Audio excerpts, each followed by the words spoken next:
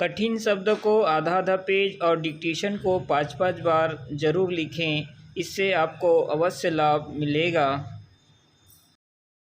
नमस्कार दोस्तों, Gayatri steno class में आप सभी का स्वागत है। यह डिक्टेशन 105 शब्द प्रति मिनट की गति से है। डिक्टेशन स्टार्ट होगी 5 सेकेंड बाद।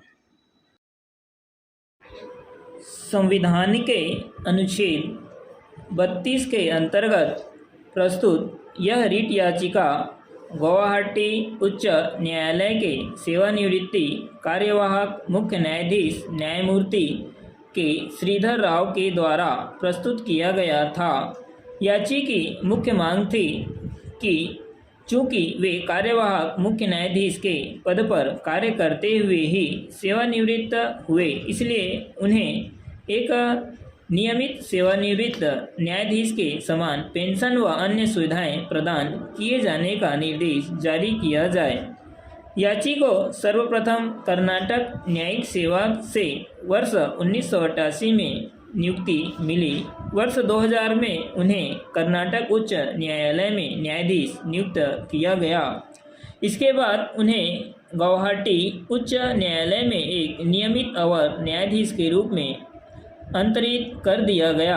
दिनांक 13/8/2014 को उन्हें संविधान के अनुच्छेद 223 के अंतर्गत गुवाहाटी उच्च न्यायालय का कार्यवाहक मुख्य न्यायाधीश नियुक्त किया गया और 14 महीने की सेवा के पश्चात इसी पद पर कार्यरत रहते हुए दिनांक 20/1/2015 को वे सेवानिवृत्ति हो गए। कार्यवाहक मुख्य न्यायाधीश के पद पर कार्य करने के दौरान उन्हें एक मुख्य न्यायाधीश के रूप में वेतन और भत्ते प्रदान किए गए, जैसा कि भारत के संविधान के द्वितीय अनुसूची के भाग घ के पैरा 10 और 11 तथा उच्च न्यायालय न्यायाधीश वेतन और सेवा शर्तें अधिनियम 1954 के अंतर्गत विहित हैं। पेंशन कार्यवाही के दौरान याची ने एक मुख्य न्यायाधीश को देय वार्षिक पेंशन अर्थात 5,40,000 रुपये वार्षिक का दावा किया, जिसे विधि और न्याय मंत्रालय ने अस्वीकार कर दिया, और एक न्यायाधीश को देय वार्षिक पेंशन अर्थात 4,80,000 रुपये के पेंशन को स्वीकृति प्रदान किया। अतः याची ने यह रिट याचिका प्रस्तुत करके मांग किया कि याची को एक सेवानिवृत्ति मुख्य न्यायाधीश के बराबर वेतन एवं अन्य परिलाभ कुल 15 लाख रुपये वार्षिक दिए जाने के लिए समुचित रिट आदेश, निर्देश या घोषणा जारी किया जाए। निर्णय 1। हमारे समक्ष मुख्य विचारणीय प्रश्न है कि क्या याची जो एक कार्यकारी मुख्य न्यायमूर्ति के रूप में कार्य करते हुए सेवानिवृत्त हुआ, एक सेवानिवृत्त मुख्य न्यायाधीश के समान पेंशन संबंधी परिलाभ प्राप्त करने के लिए हकदार है। उच्च न्यायालय न्यायाधीश अधिनियम 1954 की धारा 14 न्यायाधीशों को भुगतान किए जाने वाले पेंशन के लिए उपबंध करता है।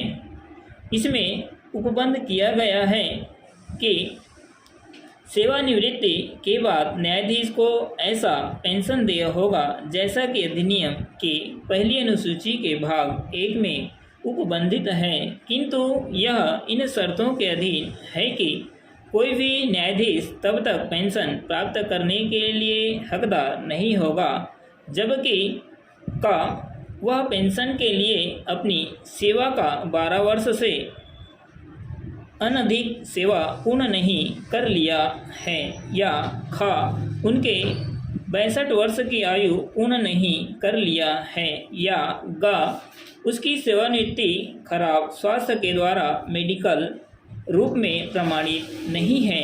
पैरा शब्द न्यायाधीश को धारा 2(1)(g) के अंतर्गत परिभाषित किया गया है, जिसके अनुसार न्यायाधीश से किसी उच्च न्यायालय का न्यायाधीश अभिप्रेत है, और इसमें उच्च न्यायालय का मुख्य न्यायाधीश, कोई कार्यवाहक मुख्य न्यायाधीश, कोई अतिरिक्त न्यायाधीश और कार्यवाहक न्यायाधीश भी सम्मिलित है।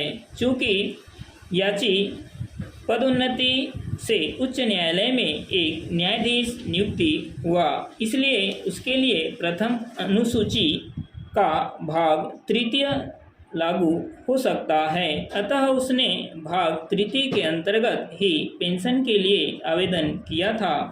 भाग तृतीय के अंतर्गत भाग 1 के अधीन नहीं आने वाले वे न्यायाधीश आते हैं जो पेंशन योग्य पद धारण करते हैं, किंतु बाद में याची ने आवेदन में संशोधन करके उसे भाग प्रथम के अनुरूप बना दिया था।